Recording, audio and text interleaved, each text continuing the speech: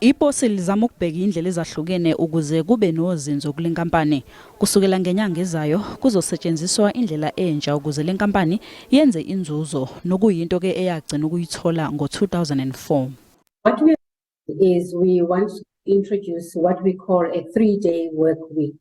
So it means that instead of employees from the SA Post Office working 5 days a week and getting paid for the 5 days, they will work 3 days and get paid for the 3 days. So that would constitute 60% of the work week, but then that's where the 40% cut comes from. Isikhulu se-Post Office sithi le nkampani kusele kancane nje ukuthi iwebhu phansi njengoba ikoleta izinkampani ezehlukene esebenzisana nazo imali ebalelwa kumabhiliyoni amarandi. SAPO has been unprofitable and unsustainable for a long time.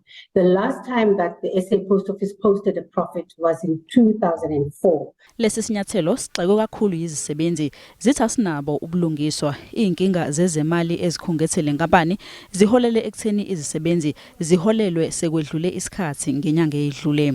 We ought to be told what is it that executive and general managers are earning compared to a person who takes home 5,000 rand. Because when you just throw a blanket and say people must cut their salaries, you're basically saving those who are actually pocketing more home. So we reject this strategy as being short-sighted. Inyunyana yezisebenzi ithi ihlele ukuba nomhlangano nongqongqoshe wezoxhumana ukuze uhulumeni angenelele kulokhu.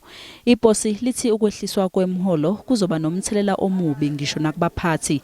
Izisebenzi zinikele kungqongqoshe wezemali ukuyomnxusa ukuba ayibonelele le nkampani uma esethula inkulumo yakhe yesabelo mali samnyaka yonke ukuze ke kugwemeke ukwehliswa kwemiholo.